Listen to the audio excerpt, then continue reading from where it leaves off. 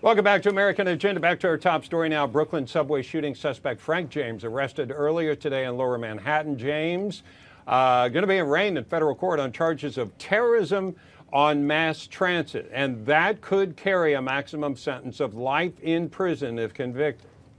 Yeah, let's bring in distinguished university professor for Touro College, Thane Rosenbaum, to discuss. Thane, what can you tell us about this federal charge? So this is an important point, Heather. Because explosives were involved and because this was a mass shooting, had he just shot one person, this would have been an NYPD problem. Unfortunately, people are getting shot in New York City all the time. So this became elevated to federal jurisdiction because of the use of explosive and because there was a mass shooting and because it was on mass transit. In the aftermath of 9/11, and again after the Boston Marathon bombing, when counterterrorism became a priority for the federal government, it took over these investigations. So that's why the point that I think Bob said earlier is quite right, to say this is not a real victory for New York City. Yes, 50 New York City detectives, police detectives were involved, but so too was the FBI and the U.S. Marshals Service and the ATF, because there were explosives involved. And so what we know is because of that, now you're right, the rap sheet that he has deals with state law crimes, right, that probably did not result in him receiving the kinds of necessary punishments to keep him off the street. This is different. This is going to be harder for him to shake, of course. It's still too soon. They know they have this. He went from a person of interest to a suspect. He's now arrested, and they have these terrorism charges in mass transit, but they might have other charges. We just don't know, and that's what they're going to try to find out in the next few days, what his motives were. Well, from what we do know, what other charges would you expect? Because they've got him now. They want to charge him with something serious so that he doesn't get out. But you had him firing 33 times. You had multiple people. You had almost 24 people injured in some way, at least 10 shot, 5 in critical condition. Thank God nobody's died, at least not at this point. So what would you expect? And they also asked the public for help. Why do they need the public's help?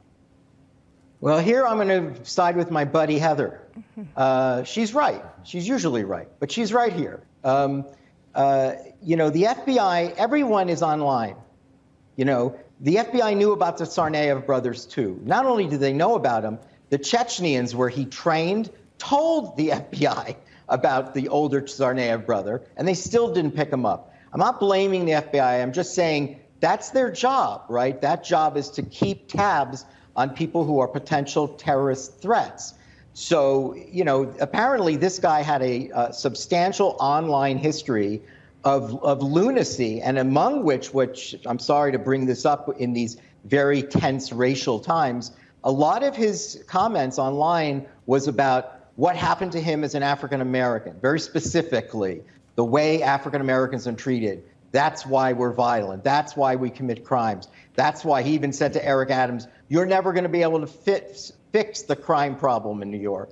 So I was very troubled by his racial motives, that he wanted to raise the stakes to say the treatment of African Americans. And I hate to think that he's justifying it on that. We're going to find out. We're going to hear what more he has to say on it. So there is an argument to be say, how did you not find this guy? He seemed to be making threats, and he was not secret. He was very actively online. The question you're raising, Bob, is also good because, well, what else is there? Well, you know what the FBI is really worried about? Is there anyone else out there? Does he have any friends?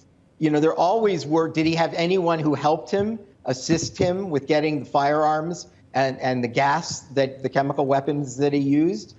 Conspiracy charges is always something that law enforcement people are always looking to, and they're also worried about, right? Are you the first person? Now, again, this is not the usual terrorist cell that we think about, right? We've been trained from 9/11 and movies to think about Islamic extremism. This is what's, I think, very uncomfortable for, certainly people in the aftermath of the Black Lives Matters protests, because this seems like this is an African American who is taking his assaulting fellow New Yorkers because arguably he feels the treatment of African Americans is unfair.